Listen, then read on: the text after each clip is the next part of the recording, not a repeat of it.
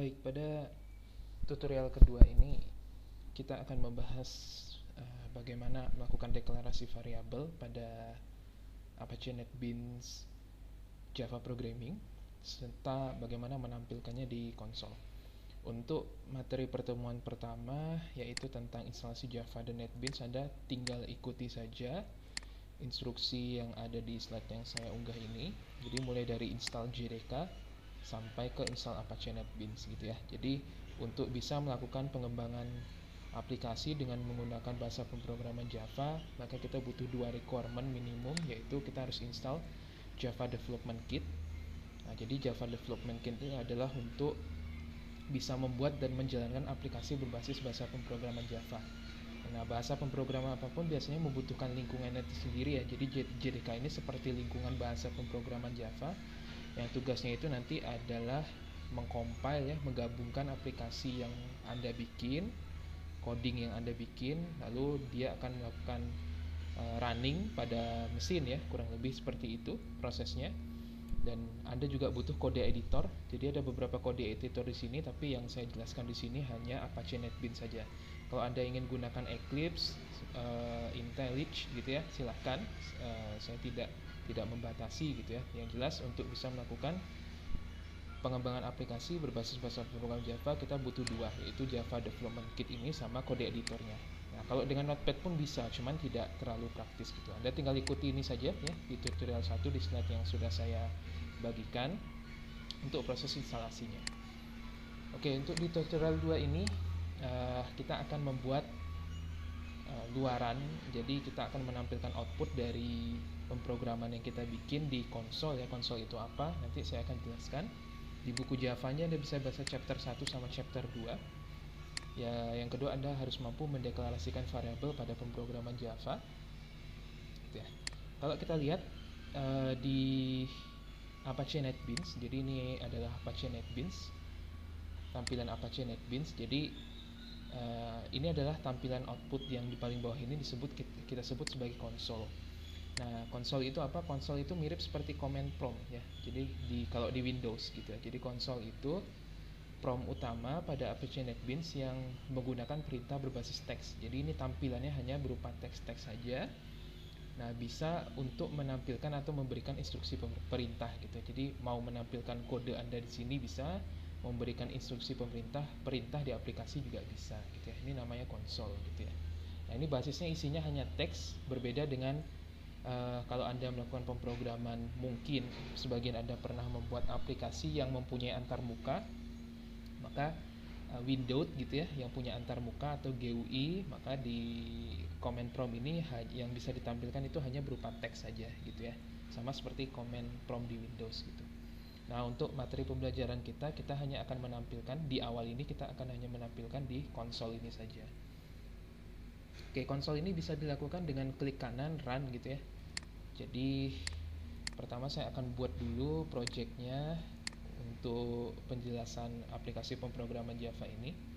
Jadi ini Java with N, Java application. Nah, nanti kalau anda pertama kali bikin project, itu dia akan melakukan aktivasi dulu. Di tutorial 1 sudah saya jelaskan ya. Di bagian ini Anda tinggal ngikuti saja. Jadi ada proses aktivasi dulu.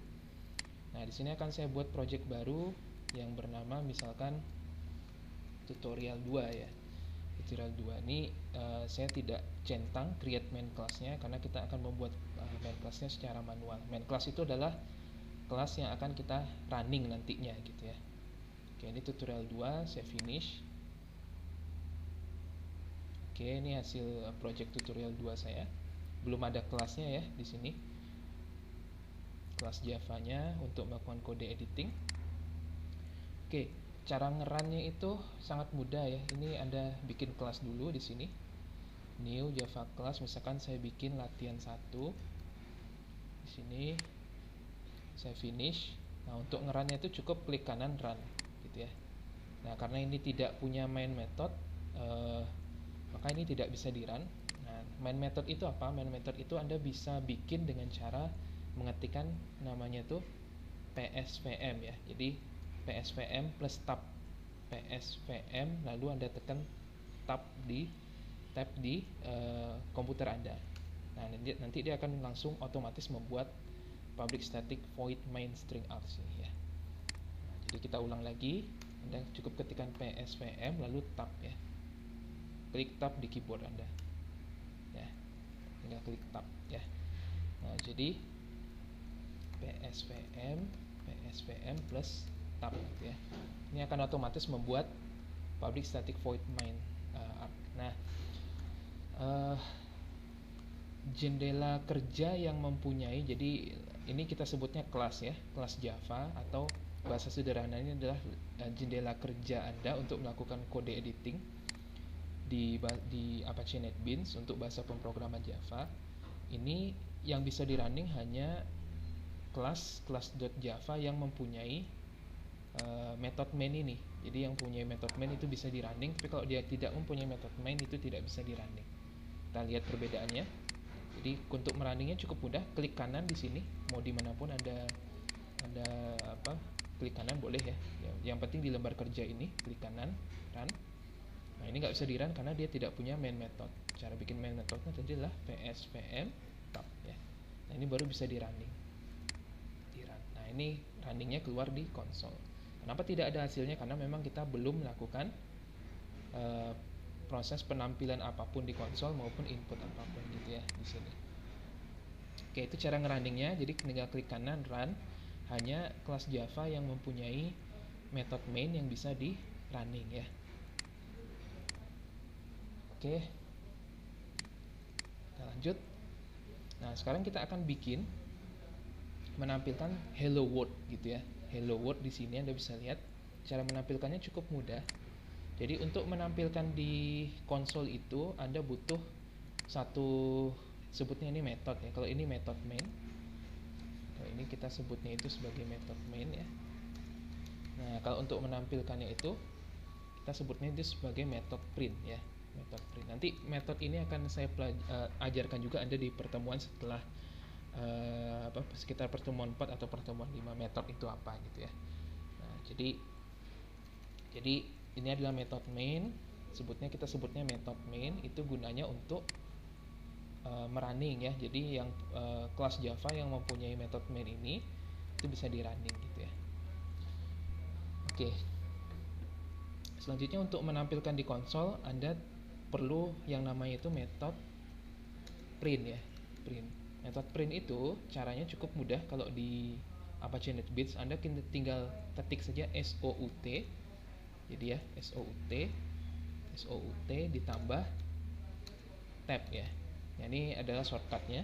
Jadi saya tinggal ketik SOUT plus saya ketik tab di sini.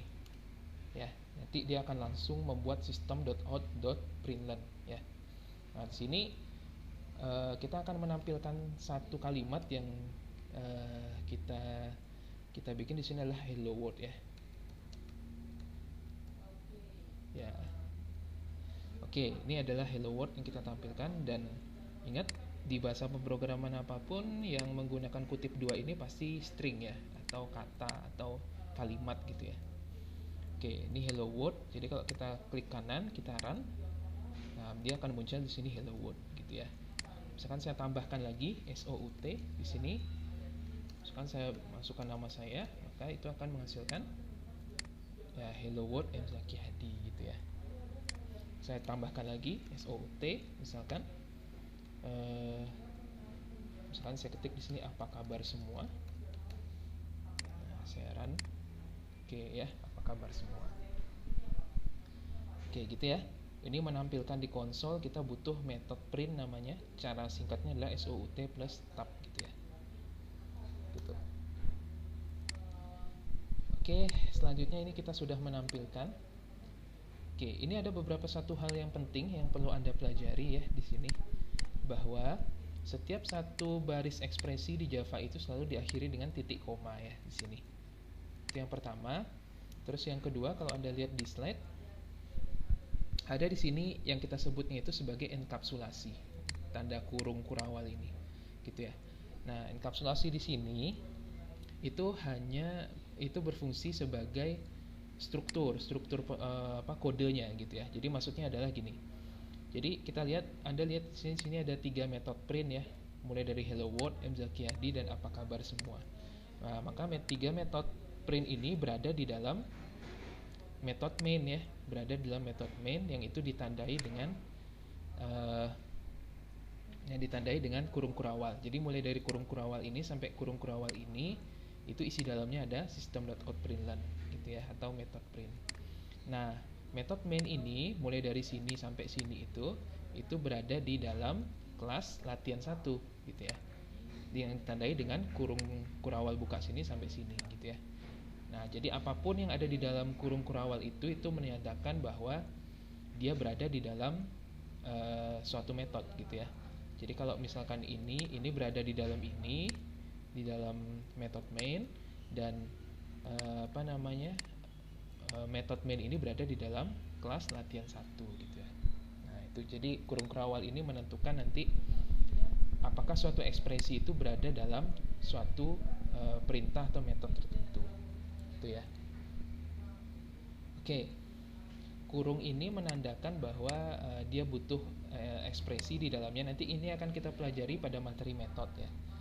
Ya, sederhananya metode itu adalah sub-subclass yang ada di Java. Nanti bentuknya subclass itu seperti apa, nanti akan saya ajarkan pada pertemuan 4 atau 5, tutorial 4 atau 5. Yang jelas untuk menampilkan ya, ini kita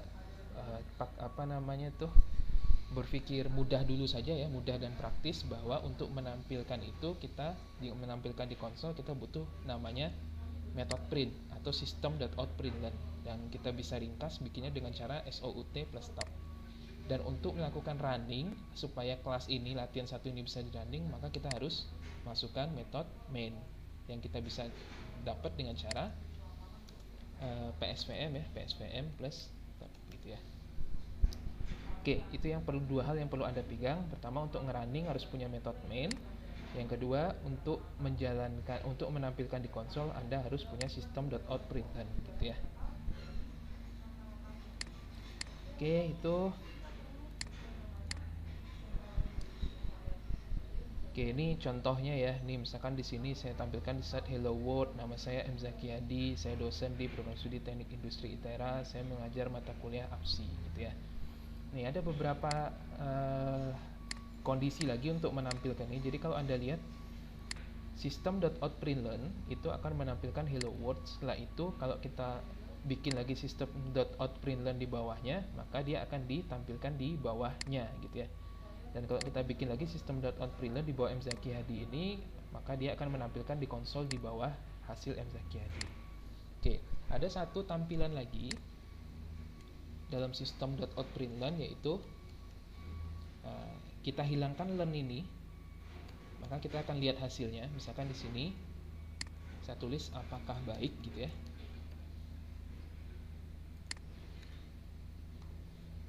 Nah, Anda lihat di sini. Nah, oke, sorry ya. Kalau kita hilangkan len-nya, jadi ini harusnya nih apakah baik ya. Apakah baik? Ini tetap len-nya, tapi len yang di sini kita hilangkan. Kita lihat perbedaannya apa. Oke, Anda lihat di sini, apa kabar semua, apakah baik gitu ya. Jadi saat kita hilangkan len-nya, maka kemampuan dia untuk meng-enter 1 itu akan hilang. Jadi fungsi len ini apa? Fungsi len ini adalah untuk meng-enter 1 baris. Jadi setelah dia menampilkan hello world, dia akan di-enter ke bawah. Itu fungsi len ya. Fungsi len adalah melakukan enter ya, enter 1 baris setelah menampilkan di konsol ya. Oke, kalau saya hilangkan ini lagi, len di sini kita lihat. Jadi begitu dia setelah menampilkan mZakyadi, dia tidak akan enter ke bawah. Anda lihat sini. Nah, kan mZakyadi apa kabar semua. Jadi fungsinya kita menambahkan len di sini itu adalah untuk melakukan enter ya. Oke, len di sini fungsinya untuk melakukan enter. Nah, ada beberapa fungsi lain yang bisa Anda gunakan saat Anda melakukan penampilan di konsol ya, seperti gini. Jadi misalkan saya ketik di sini apa kabar semua. Nah, kalau saya tambahkan satu ekspresi garis miring T seperti ini, maka dia hasilnya akan seperti ini. Nih, apa kabar semua? Jadi ada satu spasi tab gini ya. Jadi slash T itu digunakan untuk melakukan tab satu kali. Jadi kalau Anda kasih dua kali, itu tabnya akan dua kali ya. Jadi tab satu kali, tab dua kali ke sini baru kabar semua.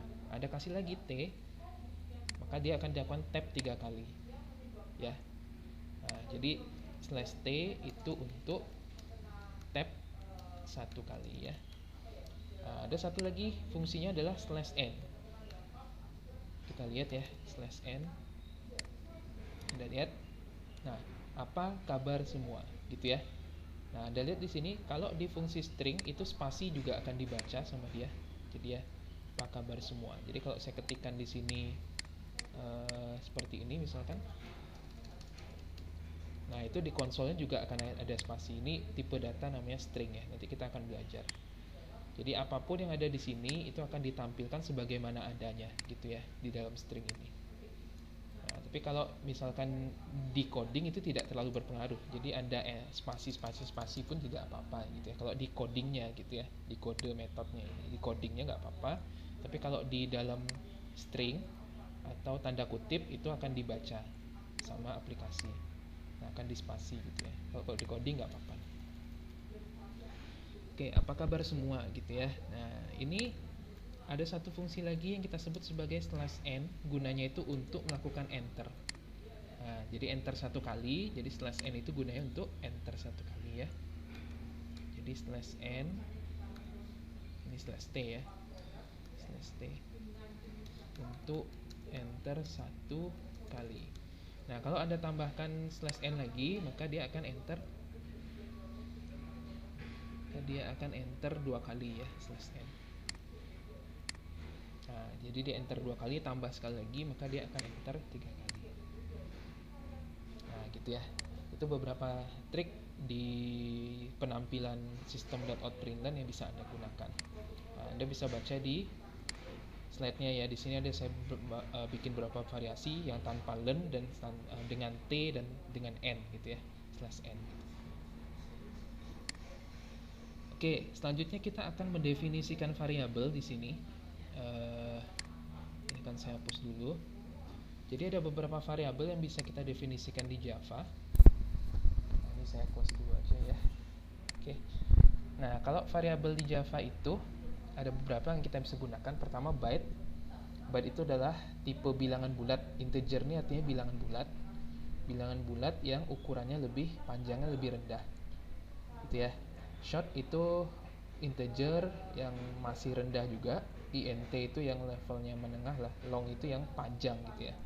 Jadi kalau kita ibaratkan di penyimpanan gitu ya. Kalau kita menggunakan tipe data int, kita butuh space sebanyak 4 bytes ya. 4 bytes di penyimpanan komputer kita. Kalau kita gunakan long itu kita butuh 8 bytes. Kalau short itu 2 bytes.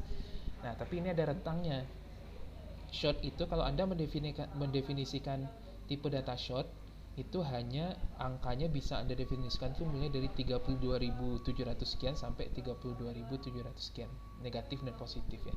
Tapi untuk integer Anda bisa deklarasikan angkanya itu lebih panjang, mulai dari minus 2 juta sampai plus 2 juta. Kalau long lebih panjang lagi ya. Kalau long ini kita hitung nih berapa nih, ini miliar, hampir triliun ya, lebih mungkin ini ya, saya nggak tahu ini sebutannya apa. Yang jelas long itu rentang angkanya lebih panjang dan dia butuh penyimpanan lebih besar gitu ya. Nah, untuk deklarasi tipe variabel yang umum itu ya kita gunakan integer aja lah ya. Yang integernya ya rentangnya 2 juta sampai 2 juta gitu ya. Jadi kalau Anda ingin mendefinisikan misalkan short gitu ya, nilainya 100.000 itu nggak tepat ya. Misalkan short gitu ya. Short misalkan Anda definisikan A sama dengan 300.000. Nah, ini nggak bisa karena short itu Anda lihat di sini ini akan terjadi error. Ya, terjadi error karena ini short itu rentangnya hanya 32.000 minus 32 ribuan sampai plus 32 ribuan. Nah, jadi kalau misalkan ya yang umum pakai, kita pakai integer lah. Nah, kalau integer kan bisa 2 jutaan ya, bisa 2 jutaan angkanya. Oke, kalau misalkan Anda butuh angka yang lebih panjang lagi, misalkan sampai ratusan juta angkanya, maka Anda definisikan dengan long gitu ya. Oke, sekarang untuk definisi bilangan bulat, kita akan pakai integer. Jadi beberapa definisi bilangan itu bisa dengan cara seperti ini. Jadi integer, tipe datanya, terus nama variabelnya. Ini boleh terserah, mau Anda bikin bilangan 1, bilangan 2, tapi yang jelas kalau di pemrograman itu tidak boleh ada spasi ya. Jadi nggak boleh seperti ini, bilangan 2 itu nggak boleh. Jadi harus disatukan bilangan 2, atau Anda pakai underscore 2, itu boleh. Atau kalau mau Anda pakai tulisan alay misalkan seperti ini, bilangan gitu ya, 2. Nah, ini juga boleh ya. Yang jelas itu kombinasinya angka dan huruf besar kecil serta underscore ya. Nah, misalkan sini saya bikinlah bilangan bulat 1 gitu ya. Bulat 1. Nah, kalau bilangan bulat 1, nah cara deklarasi variabel itu bisa dengan cara int bilangan bulat 1, terus saya alokasikan nilainya bilangan bulat 1. Jadi kalau Anda pengen mencari variabel, misalkan variabelnya banyak, Anda tinggal ketik beberapa angka, misalkan bilangan gitu ya, bilangan bila gitu ya, Anda tekan kontrol, tekan spasi, maka dia akan keluar mana yang mau Anda panggil. Misalkan ini, klik aja di sini ya, klik aja bilangan bulat 1 sama dengan misalkan 20. Nah, ini deklarasi untuk bilangan bulat gitu ya, deklarasi untuk bilangan bulat. Oke, bilangan 1, oke ya, ini integer, bilangan 2 20. Oke. Nah, cara kedua kita bisa dengan langsung alokasikan aja int bilangan bulat 2. Nah, jadi kalau Anda sudah menggunakan bilangan bulat 1 di sini, jangan mendeklarasikan variabel baru dengan nama yang sama. Jadi ini nggak boleh nih, kalau misalkan Anda bikin seperti ini nggak bisa ya, karena ini sudah dideklarasikan di sini. Ya, bikinlah bilangan bulat 2 gitu ya, berbeda namanya gitu ya. Ini sama dengan 10 gitu misalkan. Nah, ini bisa, jadi caranya 2. Anda deklarasikan tipe data sama variabel dulu, baru alokasikan angkanya, atau sekalian dialokasikan angkanya seperti ini gitu ya. Oke, untuk menampilkannya di konsol, kita tinggal ketik sort ya. Jadi kita ketik sini nilai bilangan itu adalah, nah jadi saya bikin seperti ini. Nah, untuk memanggil ini kita tidak bisa memanggil bilangan bulat ini di dalam kutip ya. Kita harus memanggil bilangan bulat ini di luar kutip. Nah, bilangan bulat 1 ya. Oke. Nah, tapi gini, antara tipe data string, ini tipe data string namanya ini, atau yang kutip ini, atau tipe data teks ya, tipe data teks itu harus dengan variabel itu harus dipisahkan dengan plus ya. Ya, harus dipisahkan dengan plus. Jadi kalau kita run, nah nilai bilangan 1 adalah 20 gitu ya. Jadi harus dipisahkan dengan plus antara kutip dengan variabelnya. Nah, selanjutnya misalkan nilai bilangan 2 adalah, saya kasih misalkan di sini tab ya, slash tab gitu ya, slash tab, terus kita klik di sini, kasih tanda plus, saya panggil bilangan bulat 2 ya. Klik kanan. Nah, jadi nilai bilangan, nah, jadi ini setelah ketik ya, bilangan bulat. Oke, nilai bilangan 1 adalah 20, nilai bilangan 2 adalah 10 gitu ya. Nah, itu untuk deklarasi tipe data integer. Nah, selanjutnya ada lagi tipe data bilangan berkoma. Tipe data bilangan berkoma itu ada beberapa tipe data di situ. Pertama ada float. Nah, ini sama double ya. Dua-duanya gunanya buat bilangan berkoma atau bilangan real. Tapi yang beda adalah ukuran penyimpanannya aja gitu ya. Ukuran penyimpanannya 8 bytes dan double ini lebih panjang. Nah, untuk bilangan berkoma kita akan coba di sini pakai double. Oke, ini saya hapus ya. Sini kita akan coba pakai double. Misalkan double bilangan 1 adalah sama dengan, ya kalau ini berkoma kasihlah koma ya, 3,12 gitu ya. Nah, jadi bisa caranya seperti ini, sama seperti integer tadi, atau caranya Anda bikin double bilangan 2 dulu, baru Anda definisikan selanjutnya. Bilangan 2 sama dengan 30,3 gitu misalkan. Oke, ini bisa. Terus kita tampilkan nilai bilangan 1. Bilangan 1 adalah, oke, ini saya copy. Ini bilangan 2 adalah, oke, ini saya tampilkan bilangan 1, saya panggil bilangan satunya. Terus ini dipisahkan dengan plus ya, ini bilangan 2. Nah, kalau Anda pengen menampilkan teks lagi setelah bilangan variabel ini, Anda tinggal tambahkan aja plus di sini ya. Plus misalkan kilometer, Anda pengen tambahkan kilometer gitu ya. Tinggal pisahkan dengan plus, pokoknya antara kutip dengan variabel itu di metode system out println itu harus Anda pisahkan dengan plus gitu ya. Atau kita sebutnya ini sebagai tipe data string atau tipe data teks gitu ya. Antara tipe data teks dengan variabel itu harus dipisahkan dengan plus gitu ya. Nah, ini kalau kita lihat run, ya ini nilai bilangan 1 adalah 3,12 km gitu ya. Gitu. Oke, ini untuk tipe double.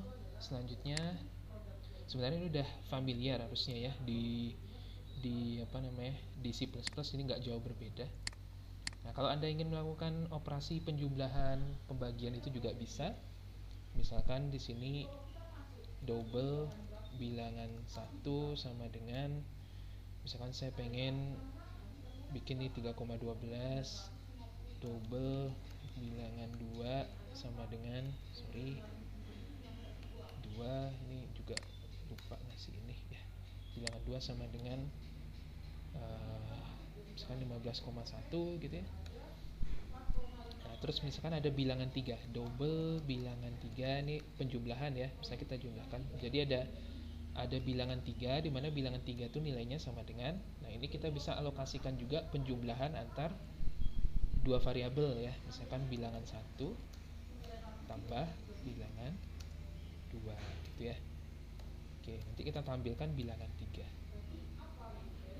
Nah, kita tampilkan bilangan 3. Oke, gitu ya. Kita run. Nah, jadi hasilnya 18,22. Kalau mau ditambahin kata-kata juga boleh. Jadi misalkan ini hasil penjumlahannya adalah gitu ya. Ini dipisahkan dengan plus, jangan lupa.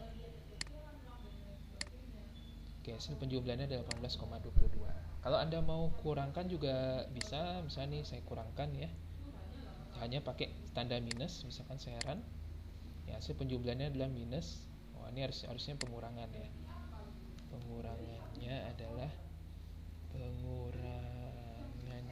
ya adalah 11,98. Kalau Anda pengen kalikan, tinggal ganti dengan bintang gitu ya, sini. Jadi hasil perkaliannya adalah, oke, kita run. Nah, segini.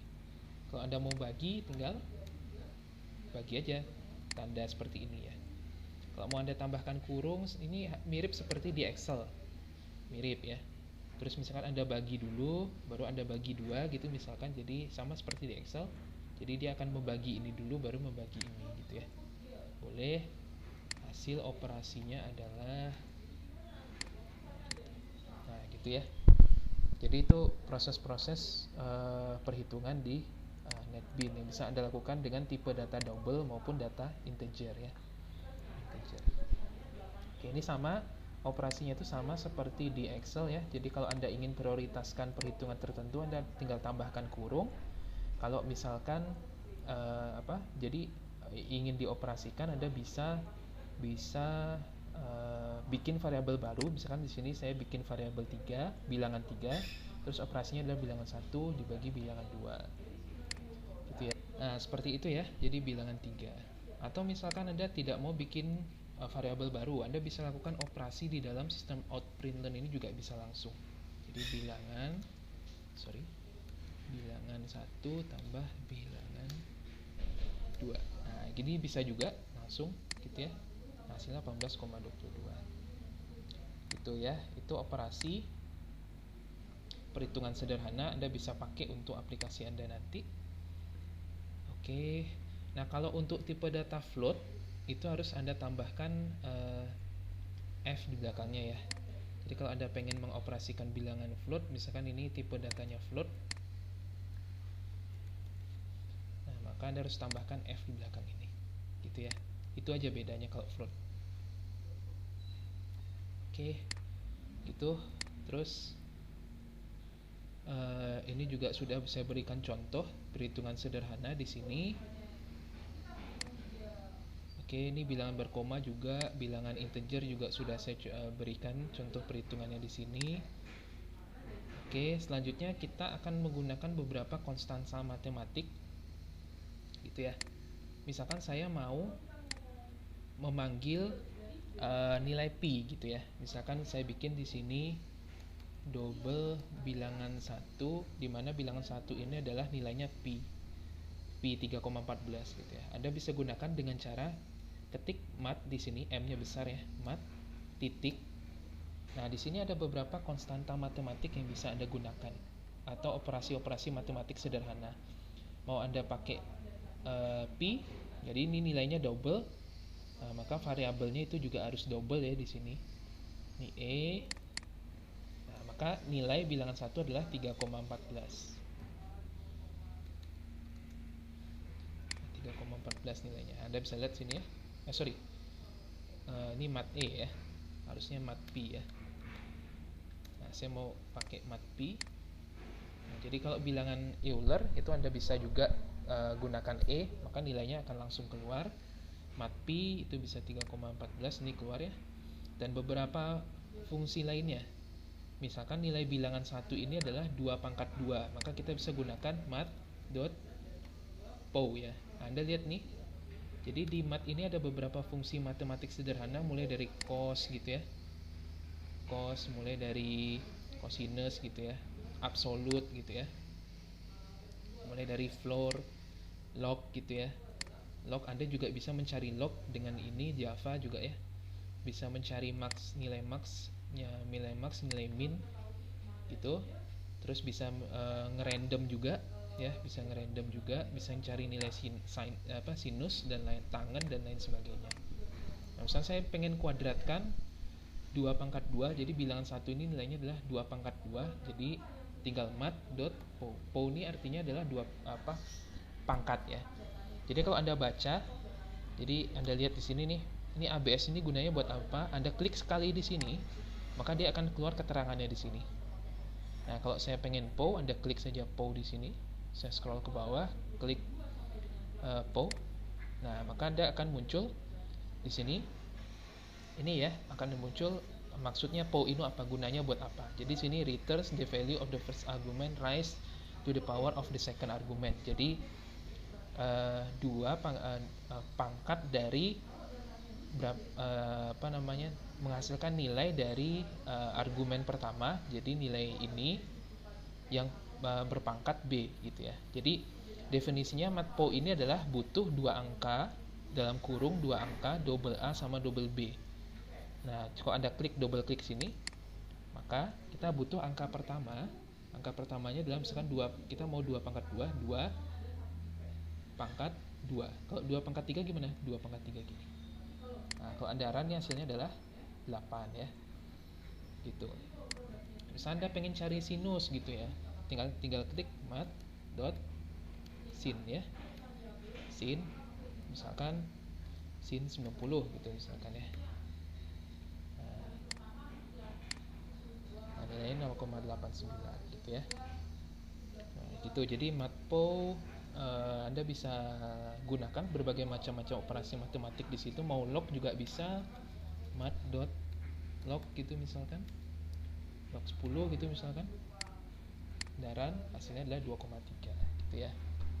Itu. Jadi ada beberapa fungsi matematik sederhana yang bisa Anda gunakan dengan cara ketik mat dot gitu ya. Nanti Anda akan keluar beberapa operasi matematik sederhana di sini. Anda bisa baca dengan klik sekali di sini gunanya buat apa gitu ya. Ya, Anda bisa gunakan juga salah satunya itu untuk log, operasi log atau operasi lainnya ya, seperti pangkat. Misalkan saya mau log 10 misalkan log 10 plus misalkan matpo ya. mat.po. Jadi log 10 tambah 2 pangkat 5 gitu misalkan. Nah, gitu ya. Anda bisa jumlahkan, operasikan matematik di sini hasilnya 34,3. Gitu ya. Gitu. Terus di sini di mat ini Anda juga bisa lihat requirement-nya berdasarkan ini ya. Jadi kalau misalkan di sini double itu adalah tipe data sebelah kanan ini. Jadi kalau ini matp ini Anda alokasikan ke integer itu nggak bisa ya. Misalnya di sini integer. Nah, itu nggak bisa karena matp ini butuhnya double gitu ya. Jadi di sini harus double. Nah, terus matp. Nah, sini requirement requirement dari tipe datanya harus double. Nah, terus apa yang harus kita isi itu ada di sini. Jadi kalau misalkan kayak IEEE reminder, maka kita perlu mengisikan 2 angka yang bertipe double di dalam kurung. Nah, sama seperti POW tadi juga gitu ya. Kalau POW di sini Anda butuh mengisikan 2 angka di dalam kurung yang dipisahkan dengan tanda koma. Gitu. Nah, di mana A ini akan berpangkat B gitu ya. Jadi kalau Anda klik sini, maka dia butuh 2 angka. Matpo itu butuh 2 angka. Jadi nggak bisa 1 angka ya, misalnya 2 gitu. Nggak bisa, dia butuh 2 angka yang dipisahkan dengan koma. Gitu ya. Jangan lupa diakhiri dengan titik koma. Gitu. Nah, kalau dia yang satu angka seperti sinus gitu misalkan. Nah, ini sinus cuman butuh 1 angka aja, dan butuh masukkan 1 angka bertipe double, dan tipe variabel yang dialokasikan juga harus double gitu ya.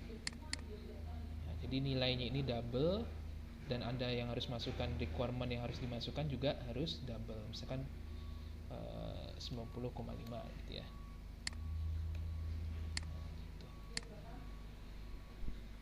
Atau 90,0 gitu ya. Misalkan. Gitu. Nah, jadi itu ya. Jadi dot, ingat lagi ini adalah tipe Jadi P ini bernilai double, maka variabelnya juga harus bernilai double gitu ya, karena dia bernilai double. Kalau Anda lihat ABS ini bernilai integer, maka kalau Anda alokasikan ke variabel, maka dia harus bernilai integer juga gitu ya. Gitu. Kalau dia bernilai long di sini, maka Anda harus alokasikan long juga di sini. Nah, kalau ada tanda kurung ini berarti Anda harus mengisikan 1 angka bertipe long di dalamnya. Jadi kalau Anda bikin di sini, nah Anda harus isikan 1 angka long di sini. Nah, long ini kan cukup panjang ya, misalkan 30 saya isi. Dia sama dengan integer, cuman bedanya cukup panjang aja. Ini integer, long gitu ya. Nah, itu bisa. Gitu. Itu untuk beberapa fungsi matematik yang bisa Anda gunakan. Oke, selanjutnya ada tipe variabel data boolean. Boolean itu hanya punya 2 nilai ya. 2 nilai itu adalah true or false. Jadi kalau Anda ketik boolean di sini, boolean misalkan data 1, maka dia cuma bisa diisi kalau nggak true, false ya. True atau false. Antara 2 itu saja. Nah, kalau diisi angka ini nggak bisa ya. Ini nggak bisa, dia hanya bernilai true or false gitu ya. Kalau kita tampilkan, kita run, nah hasilnya true gitu ya. Itu tipe data boolean. Oke, selanjutnya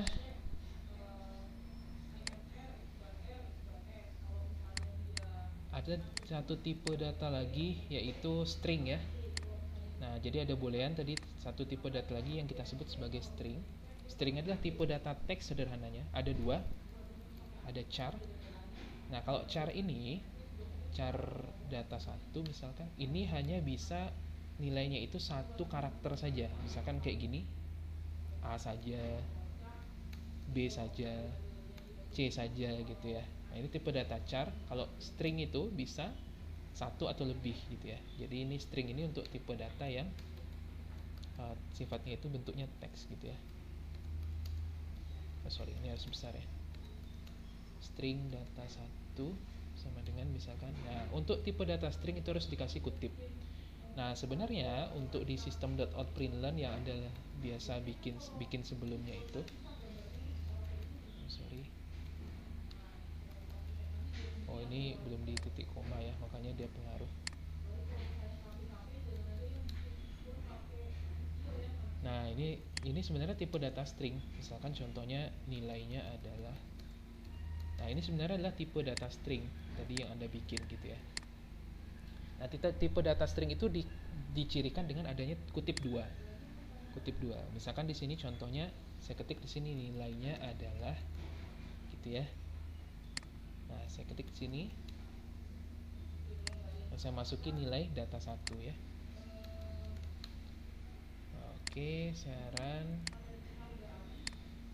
Ini salah ya. Harus ada kutip 2 data 1. Ini nggak boleh kasih kutip. Oke, jadi data 1 sini kan hasilnya adalah nilainya adalah gitu ya. Nah, jadi di sini kita bisa gunakan data 1 nilainya adalah gitu ya. Jadi tipe data string itu adalah tipe data yang sifatnya tekstual ya, gini. Dan dia dicirikan dengan ada tanda kutip 2 gitu ya. Nah, kalau misalkan ada 2 data sama dengan nilainya misalkan sini 10 gitu ya. Nah, kalau Anda gabungkan itu dia akan menjadi 2 kata yang bergabung gitu ya, data 1 plus data 2. Jangan lupa kasih titik koma. Nah, jadi nilainya adalah 10 gitu ya. Kalau Anda mau pisahkan dengan spasi, tinggal tambahkan gini aja. Nah, jadi dia ada spasi gitu ya. Data 1 sama data 2. Oke, itu untuk tipe data string. Selanjutnya tipe data kita bisa lakukan input secara dinamis di konsol dengan menggunakan scanner di sini ya, scanner. Jadi kalau scanner kita lihat caranya adalah gini.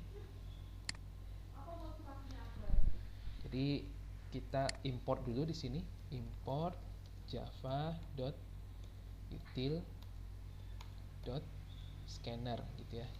Titik koma. Nah, cara deklarasinya adalah scanner misalkan SC, ini bisa apa aja, mau SC, mau S itu boleh ya, mau SCN gitu ya juga boleh ya. Scanner system.in gitu ya.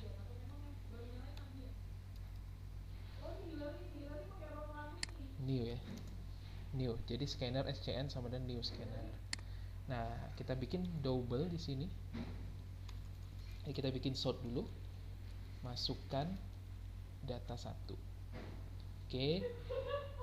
Nah, data satunya misalkan tipenya integer, int data 1 sama dengan, nah, karena ini kita akan input dari perintah kita ya, dari kita ketikkan saat dia running di konsol, maka kita ini diubah menjadi scn dot. Nah, kalau int itu adalah next int gitu ya. Nah, kita ketik di sini nilai data 1 adalah plus data 1 gitu ya. Saran. Nah, masukkan data 1, kita klik di sini misalkan M Zaki. Oh, ini tipenya integer ya. Integer berarti harus angka. Misalkan 10 gitu. Nah, nilai data 1 adalah 10 gitu ya. Jadi urutannya adalah kita import dulu. Nah, terus kita bikin scanner SCN sama dengan new scanner system in gini. Nah, terus definisikan tipe variabel, nama variabel, dan scn.nextInt. scn.nextInt itu adalah dari sini nih, scn. Kalau ini sc, maka ini juga harus sc gitu ya. Itu boleh, terserah Anda, namanya apapun di sini juga boleh. Nah, saya pengennya scn, maka scn di sini.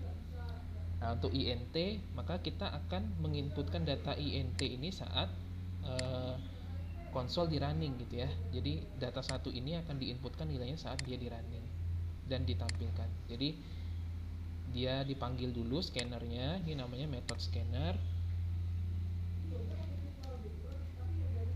untuk menginput di konsol ya. Nah, terus setelah itu keluar println masukkan data 1. Nah, terus kita definisikan data 1 tipenya integer, di mana di sini bentuknya itulah scn.nextInt. Nah, scn.nextInt ini adalah bahwa data 1 ini diinput saat sudah di running gitu ya. Oke, kalau double gimana? Kalau double Anda tinggal ganti ini double. Nah, cuman di sini bukan nextInt tapi ini next double gitu ya. Nah, kalau string gimana? String misalkan di sini, maka ini bukan next double lagi, ini adalah next line. Next line, kalau string next line, kalau double next double, kalau int next int. Nah, jadi kita inputkan coba di sini. Karena ini tipenya datanya string, saya masukkan misalkan mzaki hadi. Nah, nilai data 1 adalah mzaki hadi gitu ya. Itu untuk tipe data yang string. Jadi kita bisa lakukan input saat dia sudah di running gitu ya. Kalau tadi sebelumnya kita lakukan input di codingnya langsung. Nah, kalau dengan menggunakan scanner ini dan ini, nah maka dia akan diinput setelah konsol di running. Kalau Anda ingin melakukan operasi matematik bisa juga, misalkan int, ini next int ya. Nah, terus ada data 2, masukkan data 2. Di sort dulu ya, coba sort, masukkan data 2. Nah, terus bikinlah sini int data 2 sama dengan scn.nextInt gitu ya. Terus kita operasikan int hasil sama dengan data 1 plus data 2 gitu ya. Sini hasil.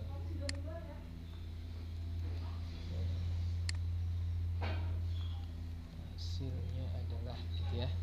Hasil. Ini kita bisa operasikan. Jadi urutannya scannernya dipanggil, terus nanti akan tampil dulu masukkan data 1, dan ini adalah data 1 yang akan kita masukkan nilainya berikutnya, dimana nilainya itu diinput saat konsol sudah running.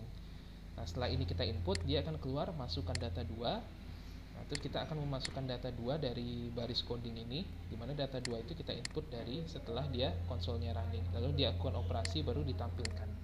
Nah, jadi dia urutannya prosedur seperti itu ya. Prosedurnya seperti kita run, masukkan data 1 10 gitu misalkan, masukkan data 2 20, kita enter ya, hasilnya adalah 30 gitu ya. Nah, itu seperti kalau kita menggunakan metode scanner ya. Oke, itu saja tutorial hari ini, selamat mencoba.